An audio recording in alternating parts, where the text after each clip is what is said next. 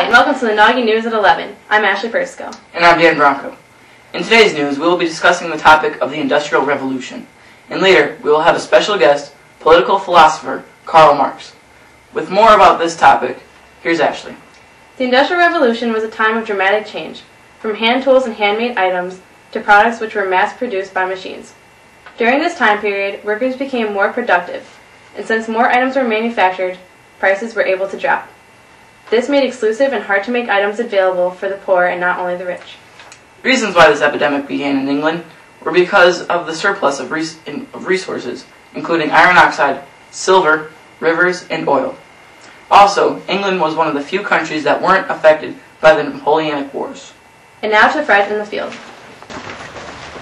Thank you, Dan, and thank you, Ashley. I'm here in Manchester, England, a site of where many of the large factories during the Industrial Revolution were. It was the Industrial Revolution that created pollution in our environment. The immense quantity of coal and fossil fuels burned created an unpredictable amount of air pollution.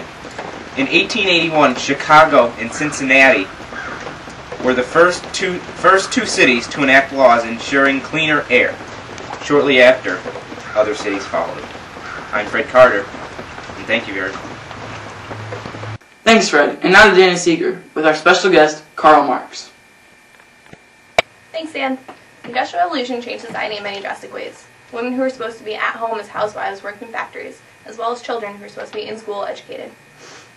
Prices dropped and life generally increased because the poor could get products that only the rich could get. However, some believed that society would soon change completely. For example, Karl Marx, author of the Communist Manifesto, believed that the change would be drastic from socialism to communism. Hi, Mr. Marx. Hi, Mr. Uden. What do you think the difference between socialism and communism is? Well, I believe that under socialism, money was distributed under each person's amount of work. Under communism, on the other hand, money was distributed under needs. What are some of the long-term goals of communism? Some long-term goals for communism would be the abolishment of classes and organized society without government. And what do you believe some of the problems of capitalism are? I believe some problems associated with capitalism are minimum wages, and proletarians or workers only had labor to sell. This is all in my manifesto. Thank you for being with us today. No problem. Back to you, Dan and Ashley.